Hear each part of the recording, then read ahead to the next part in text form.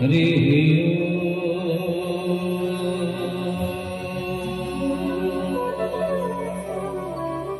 हरि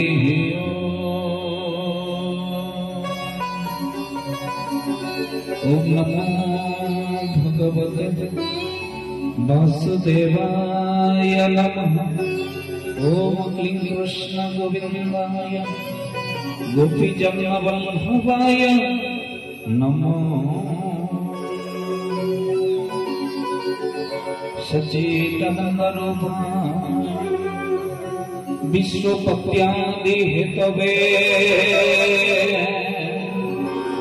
तापत्रय विनाशाय श्रीकेशवाय नमो नमः। श्रीकेशवाय नमो नमः। लीलाचल निवासाय नित्याय परमात्मने बलभद्र सुभद्रा जगन्नाथाय नमः। जगन्नाथ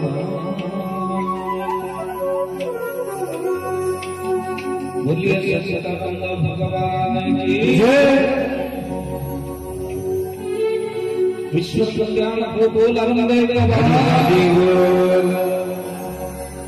बोलो श्री कृष्ण गोविंद हरे मुरारे हे नाथ नारायण वासुदेव।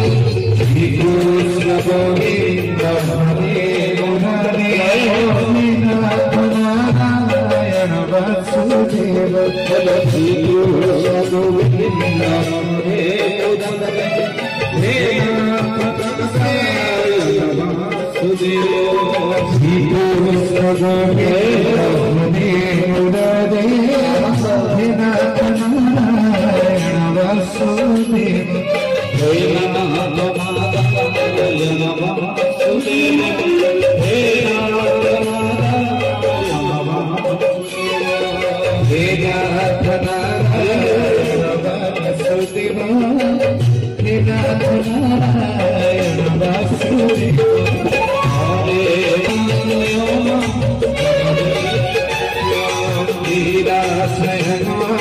जगदीश रक्षय जगदीश रक्षय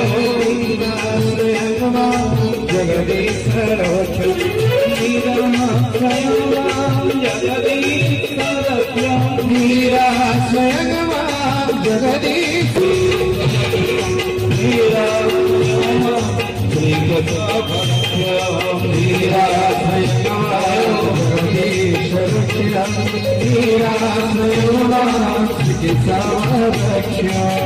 बोलिए सच्चिदानंद भगवान की जय। प्रभु का सदिच्छा पूर्ण हो बोल आनंद हरि हरि बोल। अनंत कोटि ब्रह्मांड नायक महाप्रभु प्राणर प्राणेश्वर समस्त आराध्य विश्व ब्रह्मांडर कर्ता ठाकुर श्री श्री केशव नारायण श्री चरणारविंद तले अनंत कोटि दंडवत करी प्रातस्मरणीय गुरुदेव प्रेमाचार्य बाबा मधुसूदन श्री चरणारविंद तले अनंत कोटि दंडवत करी समस्त माँ माने बाबा माने आपण मानक ए अधम कथा शुणा पूर्व मंचर परिचालक समेत समस्त कर सारा पर कलिजुगे ठाकुर श्री श्री केशव सहित आउ कि लीला बाकी था आप कलिजुगे अवतीर्ण होती आपण मान अनंत कोटि प्रणाम करुच्छे। जो माने मन आपण माने जो माने मंच तले बस ठाकुर सहित सहचरी भाव अनेक लीला सत्य तृतीया द्वापर कर सारा पर कलिजुगे ठाकुर श्री श्री केशव सहित आउ कि लीला बाकी था कलिजुगे अवतीर्ण होती अनंत कोटि प्रणाम करुच्छे। जो माने मंच तले बसी केते जन्मर संपर्क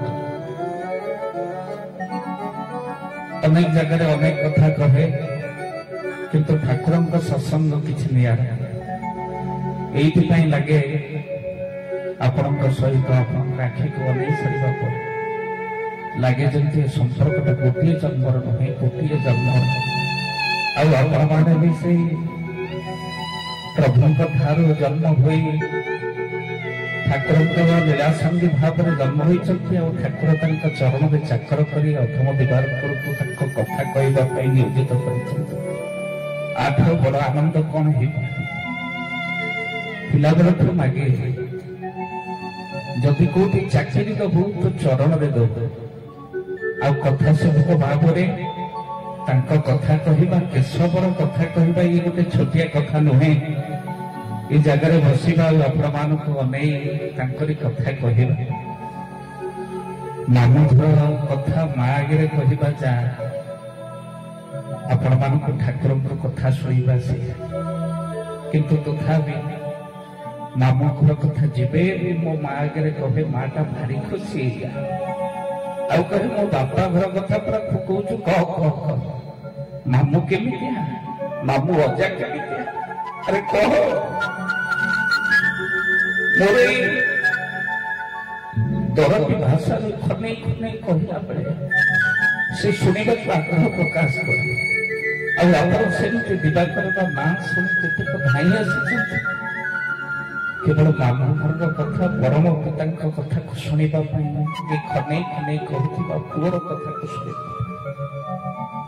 तो आपण मान पाखे पिला बड़े पद आपण मैंने समस्त पढ़ी थे मु भी पढ़ी बड़ बड़ माटी जेब्रज फुर लीला करिवे तभी केशव सुंदर से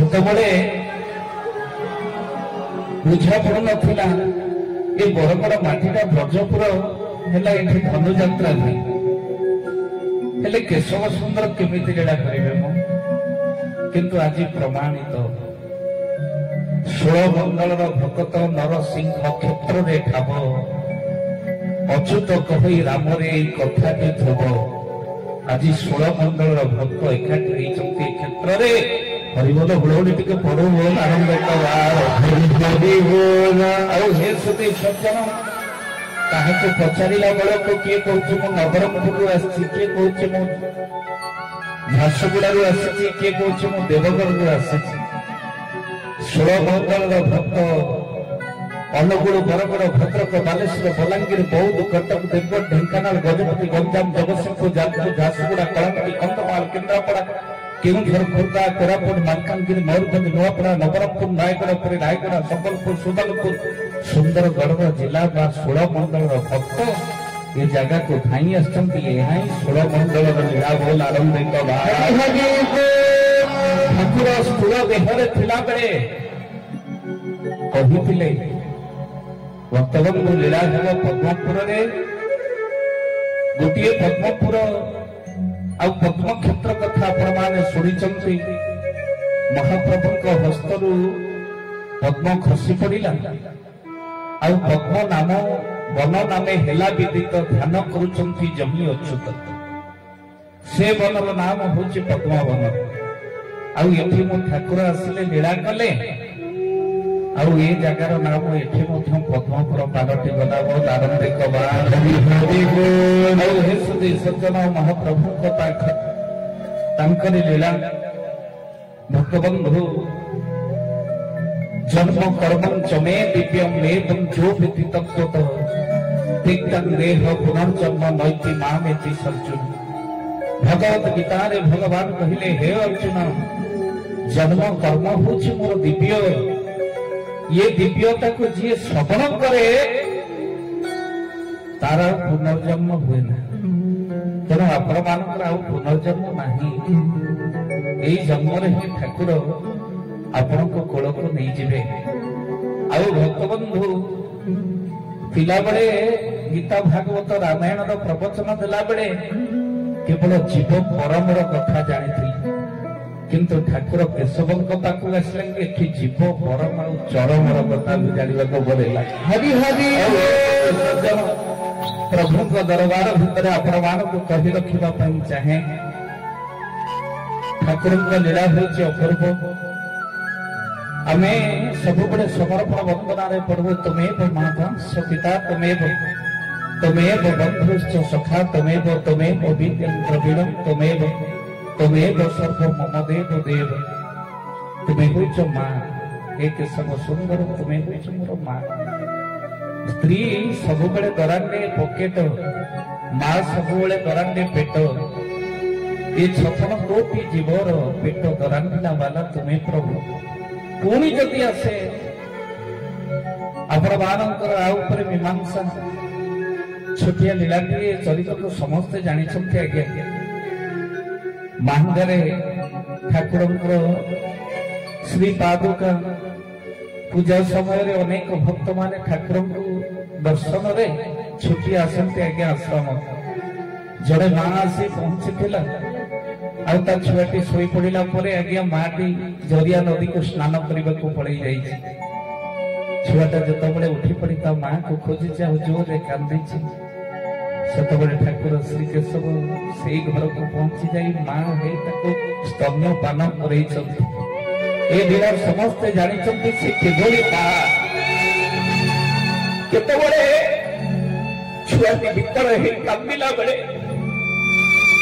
ଠାକୁର ତା ପାଟିରେ ଆଙ୍ଗୁଠି ଦେଇ, ଆରେ ମୁଁ ତୁମର ପିତା, ପୁଣି ମୁଁ ତୁମର ମାତାରେ, ତମେ ମତେ ଚିହ୍ନି ପାରୁନ, କିନ୍ତୁ ସମୟ ଆସିବ ସବୁ ବୁଝିବ।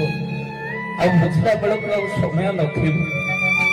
ଆଉ ଆପଣ ବୁଝିଛନ୍ତି ବୋଲି, ଯିଏ ବୁଝିଛି ସିଏ ବୁଝିଛି, ଆଉ ଯିଏ ବୁଝି ନାହିଁ ସେ କୋଉଠି ବୁଝିବ ଆଜ୍ଞା। ଅନେକ ନିନ୍ଦା କରିବେ ବୋଲି ମହାପୁରୁଷ ଅଚ୍ୟୁତାନନ୍ଦ ଲିଖିଥିଲେ। 600 ବର୍ଷ ତାଳପତ୍ର ପୁଥିଲେ ମାଳିକା। ଠାକୁର କହିଲେ ଆମେ ଆସିବୁ, କହିଲେ ଚୋର ପ୍ରାୟ ଆମେ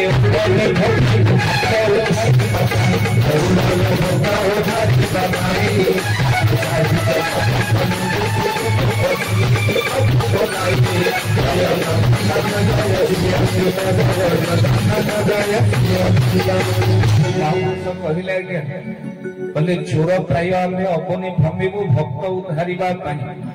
ଭକ୍ତ ଯେତେବେଳେ ଡାକିଛି ଆଜ୍ଞା ଭଗବାନ ଆସିଛନ୍ତି।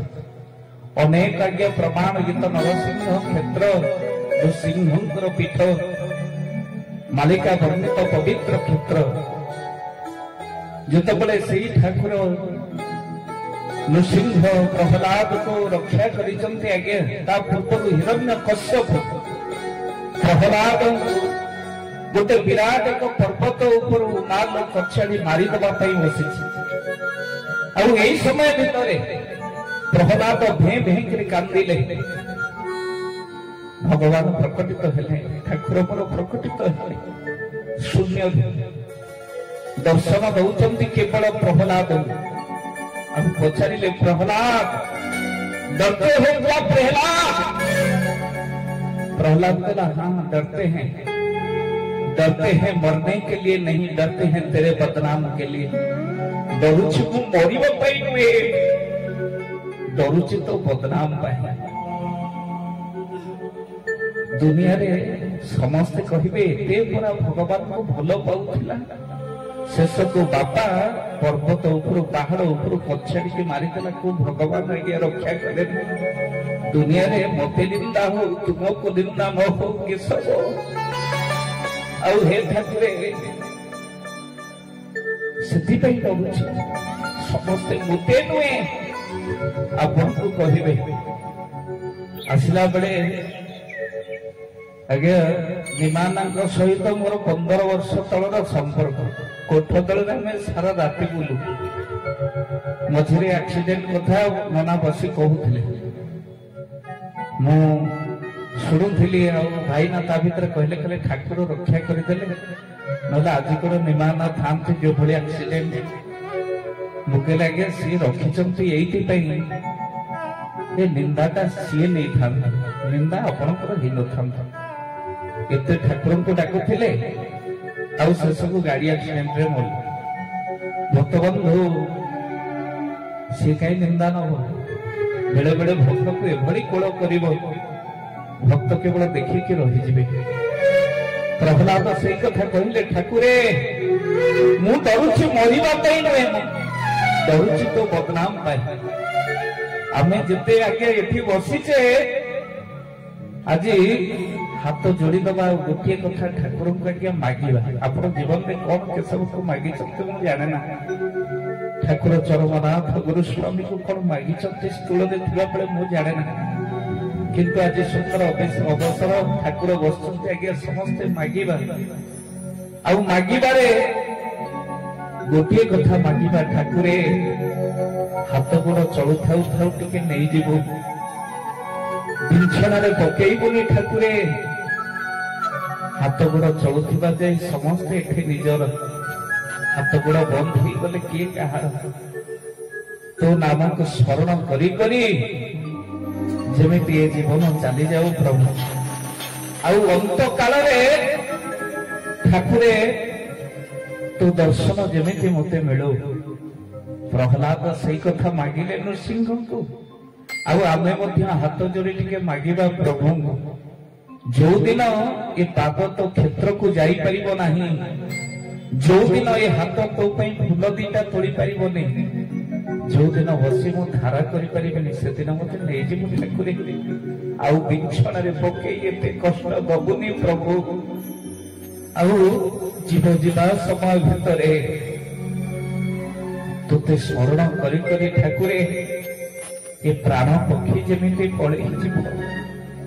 ଆଉ ହାତ ଯୋଡ଼ି ଆମେ ସମସ୍ତେ ପ୍ରାର୍ଥନା ଗୋଟିଏ କରିବା ଆଉ ମାଗିବା ଠାକୁରଙ୍କୁ, ଠାକୁରେ ଆଉ କିଛି ଦରକାର ନାହିଁ, ଆଖି ସାମ୍ନାରେ ତୁମ୍ଭ ଛବି ଦେଖି ଦେଖି ଯେମିତି ଜୀବନଟା ଚାଲିଯାଉ ପ୍ରଭୁ।